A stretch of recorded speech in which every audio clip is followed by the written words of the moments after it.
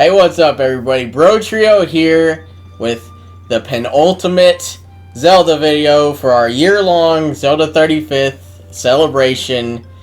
And this month is November, which is all about Thanksgiving. And Thanksgiving, the turkey's great, but what we're really there for is the side dishes. And that's what we're talking about today, are the side quests in Zelda, because there's some really good ones, and we want to talk about our 10 favorites. So we're going with number 10,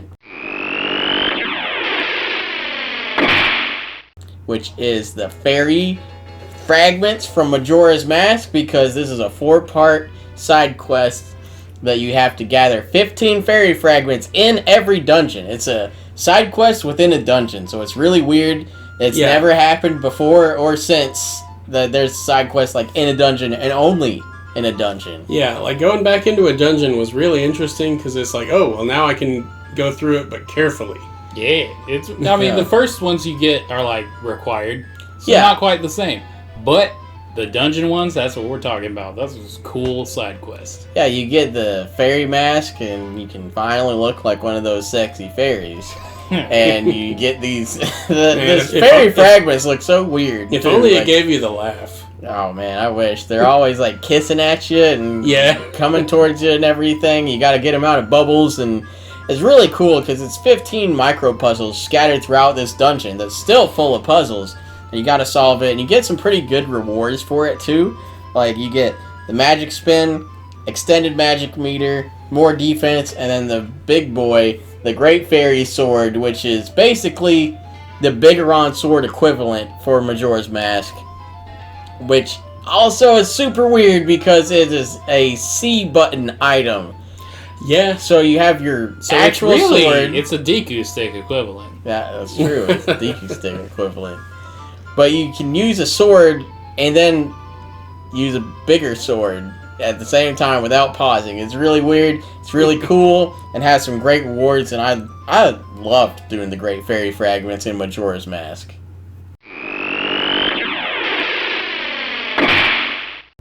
An extension of that same idea is the Mai from Link Between Worlds. Except bump the number up quite a bit because there's 200 of these bad boys. I do not recall if any of them are in a dungeon, but it is possible. I think they're everywhere. I cannot remember if there's any in dungeons. The reward is brilliant. Oh yeah, because first of all, you upgrade all of your items for like every 5 or 10 you pick up. I can't remember. Caveat, you have to actually own them, because in Link Between Worlds, you could just rent items. Which is also a cool idea. But, yeah, the upgraded versions, they're almost like completely new items.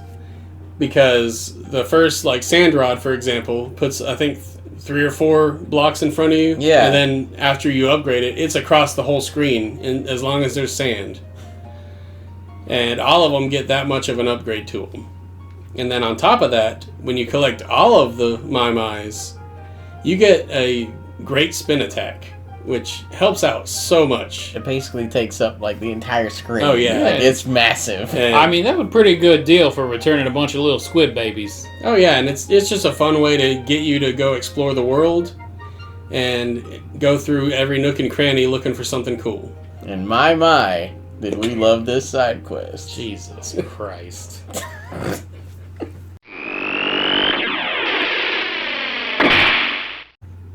Well, if y'all watched our top 10 creepy Zelda moments back in October, you probably saw all the vigor and passion that I talked about them with. And I'm doing it again because I just freaking love this side quest. It's so cool to me. I don't know why, but it's just this really cool, like, 3-part side quest. But we're only talking about the first part, where you have to bust up into Romani Ranch with a Goron powder keg. And then you get in there, and what's her name? It's not Malon. The Majora's Mask. Is it Romani? Oh yeah, it is Romani. Shit. But yeah, you go and talk to I didn't know Romani, if that was her last name. And she's just like, "Hey, Grasshopper, you want to help me out? We got some aliens coming, and we're gonna them up." And that's verbatim. She says that. Rated E, my ass. And then you're just like, oh, hell yeah, let's stop some aliens. So then she's just like, all right, you gotta hop on Epona and ride and shoot these balloons because we gotta train you. And you do it, and it's pretty, not the hardest thing in the world, but not the easiest either. It's like a really good challenge. It was good target practice. Yeah. It was really weird that Nintendo licensed some music during the quest, so it plays "Let the Bodies Hit the Floor" while you're killing these aliens. That just happened for real. But then nighttime comes, and this light starts bouncing all over the place, and the Flatwoods monsters come out, and they're coming for them cows, and you gotta stop them. So it's not balloons now. They're not stationary. They're moving the whole time. You gotta ride around and stop them from getting to the barn. And it is literally a gauntlet of time that you just have to do it. Like you just have. It's tough. Like if you play the song in double time, it does help a good bit because night doesn't last as long. The first time I did it, I was exploring, so I played the slow time song, and I forgot to turn it off. Oh, no. It took forever. And I really felt like I earned the milk you get as the reward for this quest, which is a cool reward that you get some milk. Yeah, I mean, it makes sense. It's an empty bottle, right? You get the bottle, and you get some milk. A bottle in Zelda is priceless. Yeah, if you didn't play classic Zelda, like a bottle is absolutely essential, but it just sounds so dumb. I got a bottle for fighting some aliens. On top of the milk, though, you also get the second part of the side quest that is helping Cremeria, whatever her name is, defend her milk crate wagon from the Gorman brothers that are trying to get it. And then she gives you the cow mask to get into Chateau Romani, to get the Chateau Romani milk, which is really good alcoholic milk. Yeah. And you got to do that. That's the adult milk. Them milk is the best part of this 3-part side quest. Man, yeah. And it happens on the first day, and it peaked on the first day. It was amazing. A game where you spend a vast amount of time on the ocean would not be complete without a Kraken. And this motherfucker got like 4 of them. We're talking about the Big Octos from The Legend of Zelda: The Wind Waker. You gotta kill 4 Krakens at least? I think 5. Is there Because 5? it's 4 to 5 Krakens. Yeah. Several. You gotta kill a bunch of Krakens. And it was really fun every single time. Oh, yeah. It turned into easy mode with that boomerang, but... Yeah, like the first time you come across one of those on accident... Before you have bombs or anything... My god, I gotta go. I gotta go. You can't do anything. I can't do this. There's nothing you can do but wait, because you can't really get to his mouth faster, I don't think. You can't get out of his vortex either. You just gotta wait to die. Yeah. And then try to avoid it next time. That's one of the things I loved about the Big Octos was that if you ventured off the beaten path and experienced one before you had the items to take it down, now you feel powerful and you can earn the victory against the Big Octos. Oh yeah, because you're just like, I failed last time I fought you, not this time. You get some good rewards too. You get the Great Fairy. Yeah, it ate a Great Fairy. Yeah. She gives you more magic. You get 100 rupees, and a heart piece and a heart piece. So like 6. I don't know. There's a lot of Big Octos, but like there's not that many parallels between Zelda and Olive Garden. But either way, when I'm playing Wind Waker or going to Olive Garden, I'm getting that calamari. Now I get where you're going with that.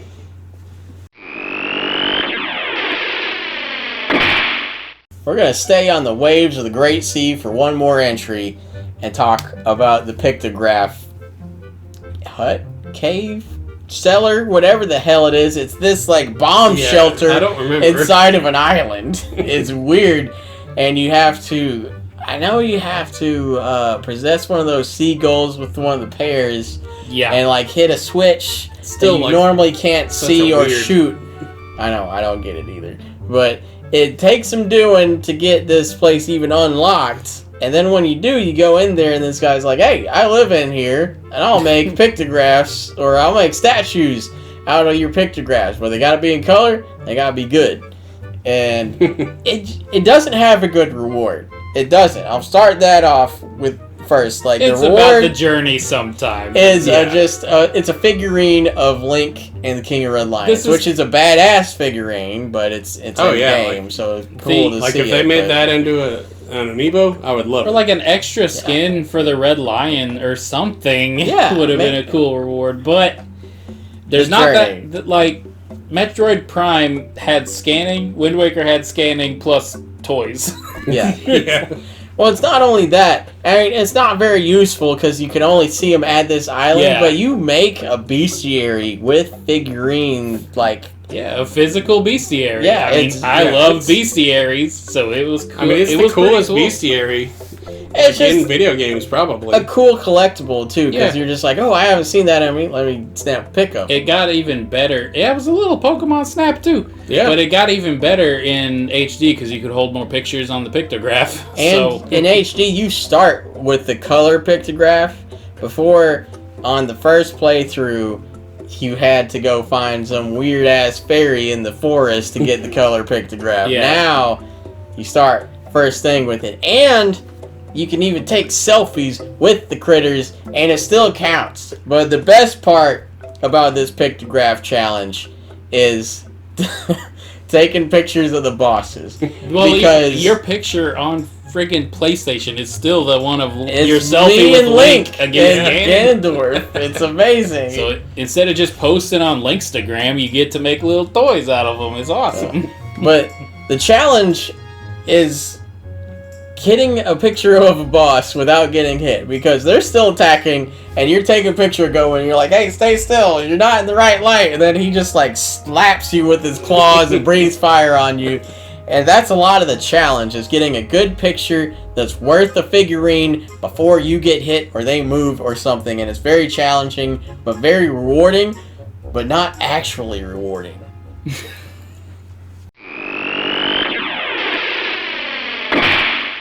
The Minish Cap gave us something that is a lot of a journey and a good reward. Well, actually several rewards, because fusing Kenstones, normally, like, with regular townsfolk, a lot of them are pretty easy. It's like, oh, you're just a common green one or whatever. But some of them, it's like, oh, I don't have that shape, I'll come back later. Even story-wise with the gold ones. But they unlock pretty much every aspect of the game, because it could just be a chest somewhere. It could get rid of some thorns somewhere and open up a whole area. It brings in golden beasts to go hunt. Tying that back to the one of the Breath of the Wild 2 hype trains we did. We talked about those golden beasts. Oh, yeah. Those golden beasts were cool, and they took a while to beat compared to their the golden regular beasts ones. And Kenstones would also be a very welcome addition to Breath of the Wild. Man, Kenstone's really cool. Because the only thing I thought it'd be like Koroks, but they unlock cool stuff.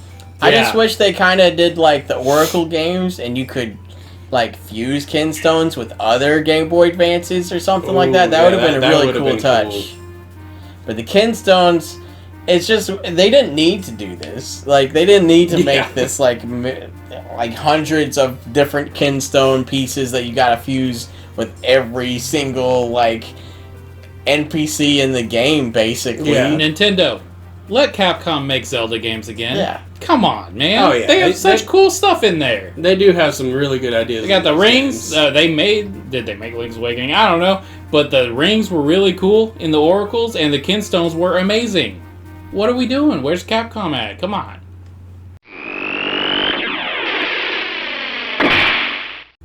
Zelda games, for the most part, aren't necessarily about combat, but the combat's normally good. And it doesn't get too much better than survival challenges like the Cave of Ordeals, or especially the Master Trials. The only problem I have with the Master Trials, they were DLC. But it was so cool, and the reward was so cool because it powered up your Master Sword permanently. And that was the most survival-y, of course, because it's Breath of the Wild. But it was like Eventide Island times 100. It was awesome. The Cave of Ordeals in Wind Waker, also really, really cool. A little more forgiving than Breath of the Wilds from what I recall. But the rewards were good. You either got rupees, you got charts, you got Triforce pieces. It was all kinds of stuff. You had to do some for the story, but after you got done with the story stuff, you could dive even deeper and get some sweet, sweet riches out of there. you get the health mask now. Yeah. Yeah. That weird mask that's where right. you can see the HP. And Twilight Princess had 2, if you count Twilight Princess HD. It had the original, which you get Great Fairy Tears and bottles, and you probably had to do it for the story. I don't recall, but it was. Oh, you didn't at all. Completely That's fine. optional. That's great. Even better. Even more of a side quest. But you get Great Fairy Tears. You get all kinds of goodies. You get a lot of rupees, and then they added a new Cave of Trials where you're playing as the wolf. Only as the wolf. This reward was kind of cool. I never really used it much, but I liked that it's there, and on my next playthrough, I'm going to make sure I do it. But you could summon Wolf Link, and he had the same amount of health that you had when you beat... You didn't have to beat the whole Cave of Trials, but if you beat a certain level, you would unlock Wolf Link, and he would have the same amount of health that he did in that Cave of Trials. Breath of the Wild. Yeah, in Breath of the Wild. Oh. Yeah, sorry. It was the coolest use of Amiibo that I can think of. Because it carried something from game to game, and you got a dog. Everyone loves dogs in games when it's done well. I get a dog. It was awesome. It's not only that. Wolf Link is like really intricately designed and everything for being basically paid DLC. I thought 100%. 100% I thought we were having animal buddies in this game. Because why would they just write an AI for an Amiibo functionality of a partner dog? But they did. So that's maybe a negative, but that was my fault. I just got hyped up. I thought there was going to be more animal buddies. Nope, just Wolf Link. You can't pet him, and it brings the canon into question because it's like, is this Link? Is he bringing in actual real Link, or is it just a fun Easter egg? That's what it is. Fun Easter egg, fun dog, Cave of Trials, always fun. I want more. Please, in Breath of the Wild 2, let us do another Master Trial. That's how you get the Master Cycle this time. You don't get that many scammers in The Legend of Zelda, but one of them is a Goron called, like, Gorbo or something. I'm not sure of his name, but I'm just going to call him Gorbo. He sells you a really cool, powerful sword. Get that thing, you hit it against the wall one time, or hit an enemy too many times, that thing breaks. You have a useless little dagger now, which also leads to hard mode playthroughs of Ocarina of Time, which is cool, but we're not talking about that, because his brother or whatever, Gorbo, totally redeems that family name when Bigoron puts you on this quest to heal his eyeballs from the lava, and you get the Bigoron sword. The Bigoron sword changes the way that you play Ocarina of Time, which is what a great reward should do. It was a trading sequence. It feels completely different. Yeah, you can't use the shield. It's interesting. You sacrifice defense, which you rarely need. But you sacrifice that defense that you could have in order to hit harder. And good golly, does this thing hit harder. Makes everyone pretty much a breeze once you get the Bigoron sword. And it's also well earned. It's not just easy mode, because it's a trading sequence as well as a bunch of time trials. Makes Epona pretty much necessary, because she's also a side quest technically. Yeah. And it leads to like an iconic weapon in Zelda that has never once returned, except in like Soul Calibur 2 and Amiibos in Breath of the Wild. Yeah. But the Bigoron sword was an amazing reward for a very fun side quest. And I mean... No! Oracle games! The Oracle games! Yeah, they came back in those. I forgot about that. It took up 2 slots! Yeah, it was so cool. But we're talking about Ocarina of Time right now. You had to get some eye drops because Bigoron got some lava in his eyeballs. And once he can see again, he makes you a sword. That sword is real big. Little more than a toothpick to him. But he makes it for you, and it's this awesome, heavy, two-handed greatsword that can pretty much slice through everything Hyrule can throw at you.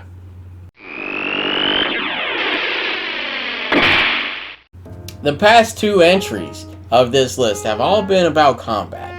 We talked about the Cave of Ordeals, where it's all about fighting and your combat prowess, and then the Bigoron sword, where it's all about earning the monumental weapon for combat. We're going to chill things out a little bit and talk about Terrytown, because this is the most heartwarming side quest of all of Zelda, Anshu and Cafe, or whatever the hell their names are, can suck it. Getting married before they die. Terrytown is where it's at. I mean, Cafe or whatever is a pervert. Like, that is a child. Yeah, it's fine. I know, it's not the thing. It's not. So, it's Terrytown is, you get a house in Breath of the Wild, and then this boy, Terry, is just like, hey, I need a town. His name's not Terry. Well, I'm calling him Terry. His name's Grayson. It's Terryson, alright? The caveat for Terrytown is this guy cannot build the whole town. So he's got to get you to outsource some people to come in and help build the town. But also, lots and lots of wood. A lot of wood. And everyone that works on this town has to have sun as the last part of their name. It's so stupid. Anti-discrimination laws do not exist in Hyrule. They must have sun in that name. So, going back in time to the launch of Breath of the Wild, nothing was on the internet yet. It was glorious. It was amazing. The game was brand new to everybody. No guides were out. It was awesome. So, Breath of the Wild is huge. And trying to find one person of a specific race with the last 3 letters of their name being Sun. He didn't even specify. It's very hard. I thought sometimes he did. Did he sometimes? I thought he just said, like, I need a strong guy. And then and then you got a Goron or something. I mean, he might have said Rito, maybe. But I know that's the main one, is the Rito, whatever his name is, Ritosin. I traveled all across Heber region looking for this damn stupid bird, and then Aaron was just like, oh man, did you find that Rito? He's in the Gerudo Desert at the Desert Oasis, just chilling and like maxing and relaxing. I was like, yeah, this stupid bird. So I had to go there, get the bird. You gotta get it. Gerudo with the last letters being Sun, a Goron, I think some other people. Most of the time, you gotta do a side quest within the side quest to get Sun Boy over to Sundown. So, Terrytown... You can't just walk up and be like, hey, you should move. It's one of the best side quests ever because it's literally, like Scotty said, it's side quest within side quest within side quest within side quest. And you're literally, like, what I wish Breath of the Wild did more of. You're building this world back up that's been destroyed. Yeah. It would have been cool if there were more of it, but Terrytown was a slice of that pie that I loved eating. And not only that, it becomes the best central hub area of the entire game. You got your shops there, you got all the best spots, you got a goddess statue. You have everything in Terrytown you will ever need, and you feel like a connection to it because you literally built this, and it's all like you... It's one of the only places I cared about in Breath of the Wild. Like I went back there several times to be like, well, I'm running a little low on arrows. I'll just go contribute to the economy I made. Bolson or whatever. They get married. Yeah, they get married at the end. And it's adorable, and he's like, he's like up to her ribs because she's a Gerudo and she's enormous, and it's super heartwarming. You get them together, you build up this town and their relationship. If Link officiated their wedding, that would be the perfect one, but of course, you had to go find someone. With the last 3 letters being Sun. Yeah, it was Fish Sun. Yeah.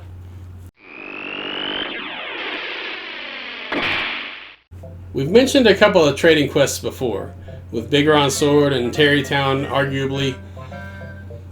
But there's one that lasts pretty much the entire game that is definitely our number 1. And that is the trading sequence from Link's Awakening.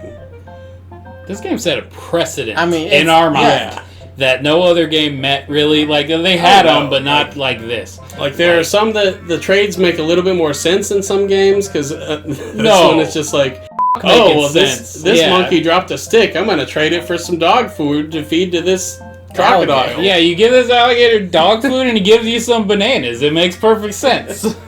He collects dog food, but also he just eats it. Yeah. What? And then, like, part of it is, we've mentioned it before, but the catfishing thing with the goat, where she's tricking that dude. And good old Mr. Right. There's so many She found Mr. Right. She got a catfish. Yeah, like there's so many cool like little moments of this game that are literally part of the trading sequence. And all of it just gradually pays off more and more, and then you get the boomerang, which doesn't sound like a grand reward, but it wasn't in the game unless you did this. Yeah, borderline necessary. I don't think it quite is, but yeah, it's still amazing, and it can just as an added bonus, at least in the original version, you can kill the final boss with it in like a hit. Yeah, it's like 5 seconds. It's kind of like the game wasn't meant to have that in there, and they forgot to code that. And you can do the invincible like chicken monster. Yeah, you can throw it with the rooster and become. I could never replicate it in the remake, so I don't know if they took it out or just changed it, or if I'm bad at it.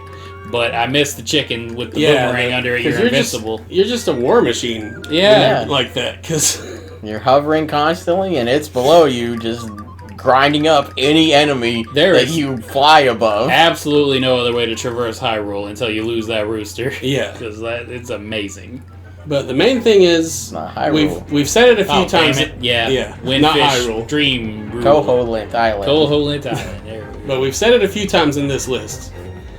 But this one, the journey and the reward are both good, because you get to feed a man some pineapple, and he gets off the mountain, and then another guy pokes at a tree, and you get a stick because he gets stung by bees and whatever. It is just wild. It's a wild game. One step leads to another, and it's just a very rewarding process that tops off an already good game. And that's going to be our list. That is our number one, is Link's Awakening. You can't top the original. Like, that's the first real Zelda trading quest, and we think it's never been as good. Like, that's one of the best and most iconic side quests in all of Zelda, so obviously that's why we had to do it as number one. But that's our list.